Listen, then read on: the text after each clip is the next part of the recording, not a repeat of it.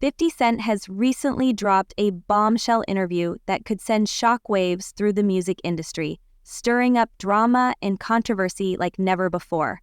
In this interview, he's gone after not only Diddy, but also Jay-Z, exposing some truly shocking details about their roles in the careers of some of Rihanna was trapped names in the industry. And what's more interesting is that 50 didn't just stop at Diddy. He's brought Jay-Z into the mix, raising some serious questions about the truth behind Rihanna's rise to fame and the connection between these music moguls. Today on the show, we have both of our guests. Let's dive into this. According to 50 Cent, Rihanna's path to Def Jam wasn't as smooth or innocent as the public might have thought.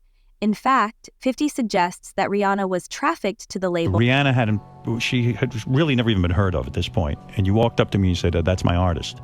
And I was struck by that. I'd never forget those words. That's my artist. And you were proud, man. And you were like, wow, this is a discovery of mine. And then she exploded. And then, she lit up. How hands-on are you in terms of managing her career?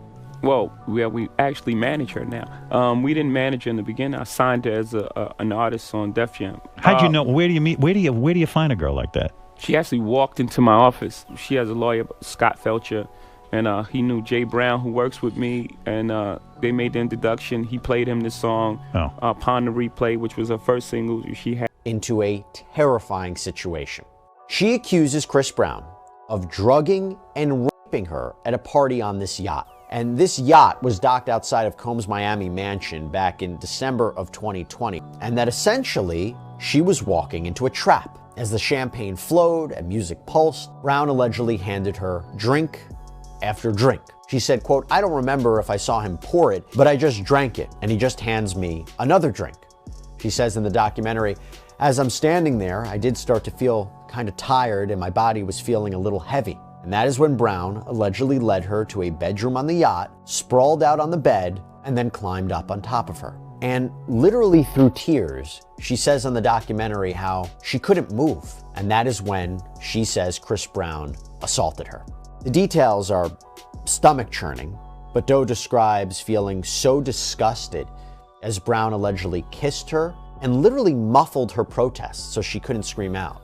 She essentially claims that she was powerless to stop the assault, that she was trapped in this drug-induced haze. According to 50 Cent, Rihanna was flown to the Def Jam headquarters, where she was left alone in a conference room with none other than Jay-Z or Sean Carter for nearly 6 Turn me down. So how did the meeting go, and then what did Diddy say? Why did he turn you down? We get into the office, so we do the performance, like, we nervous, but we just do the shit, boom, all right. And so he was just like, cool. He said, "Yeah, I like this cool. I don't like this light-skinned nigga over here. This little nigga over here. Fuck, I said, that's just melted in that goddamn office at 12. I said, look, I'm fucked up. And you 12 years old. Yeah. I was in that elevator probably crying like a mother. But so, I gotta ask. Yeah. Your partner was dark-skinned? I mean, I gotta ask. Yeah, my brother was dark-skinned. hours. No parents, no chaperones, just a young, vulnerable girl alone with one of the most powerful figures in the music industry. What's even more alarming is that 50 claims Rihanna's father allegedly collected a $500,000 check after this meeting.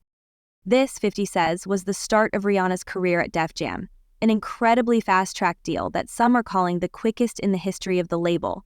From the very beginning, Rihanna's connection with Jay-Z was very tight. They started collaborating on business events, after parties, and everything in between. But what's raising eyebrows now is 50 Cent's claim that there may have been something much more sinister going on behind the scenes, something that fans might not know about. This isn't just a typical celebrity gossip moment. 50's comments have left people wondering, what does he know that we don't? He's hinting that there's much more to the story than we're... What does Tony Busby say about Jay-Z, the artist, the businessman? Well, the complaint begins.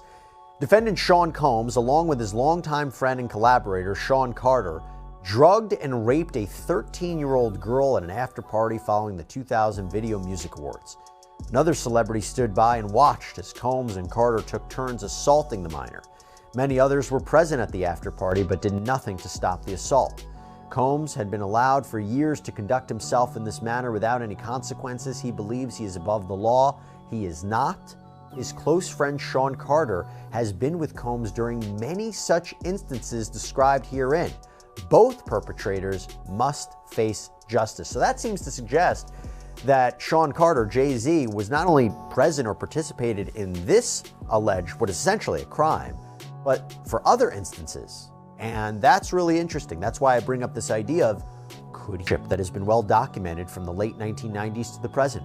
Together, they attended countless music industry events, events for each other's business ventures, parties, and after parties. Indeed, the two are apparently so close that Combs stated in 2023 that Carter is the only person, other than Combs' mother, who is allowed to call him by his legal first name of Sean. In 2000, near the height of their fame, power, and influence, Combs and Carter attended the 2000 Video Music Awards in New York City. Afterwards, Combs hosted an after-party for many of the most famous to address an alleged harassment campaign that he claims Jay-Z started after Busby reached out about his involvement in the suit. The complaint reads, Carter was identified in plaintiff's original complaint as Celebrity A. Prior to the filing of this amended complaint, Carter received a letter from plaintiff's counsel requesting a mediation to resolve this matter.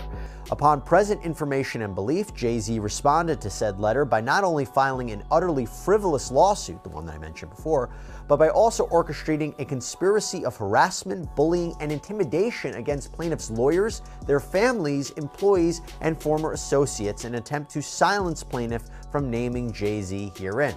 This effort was meant to scare plaintiff and to discredit her counsel. That effort failed. Indeed, plaintiff chose to file this amendment as a result of the egregious conduct perpetuated by Carter. We're seeing on the surface. In fact, 50 Cent has teased that if people think Diddy's past actions are bad, they should wait until they hear what he knows about Jay-Z.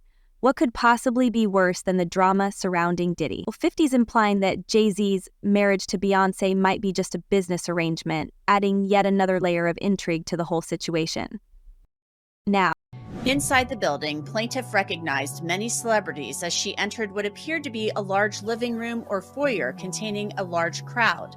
Plaintiff attempted to mingle in the crowd and talk to several of the celebrities that she recognized and whom she wanted to see at the VMAs. Waitstaff circulated throughout the room. Taken aback, Combs stopped his attempt. Now, let's talk about 50 Cent's tone in all of this. Those familiar with 50 know that he's been very vocal and relentless when it comes to mocking Diddy over the years, often turning their alleged feud into a spectacle for his followers. But this time, something's different. There's a shift in his tone. They don't. Musicians Benji Madden and his brother. I'm talking to Benji Madden about his tattoo because, I have about his tattoo that's the Last Supper because I have a religious background. So it was just something to talk about. At the after party, she says she had a drink that made her feel woozy. Then she says Combs and Carter took turns raping her while a female celebrity watched. JC comes in and rapes me. He at that point I was fighting, trying to get away from him, and he put his hand over my mouth and told me to stop it, cut the After the alleged rape, she says she ran to a gas station where she called her father, who picked her up and drove her home. We rode home in silence. He didn't ask me what happened. He didn't ask me what I did or where I was. While he hasn't stopped mocking Diddy entirely, 50's latest posts on social media, particularly on Instagram, have a much more serious tone. In fact, 50 posted a reflection alongside a headline about Diddy's latest allegations, remembering a key moment from his past with Rihanna. He recalled, "I ran into you somewhere, and Rihanna, she had really never even been heard of at this point. You walked up..." Isolated one-off case that he has to defend.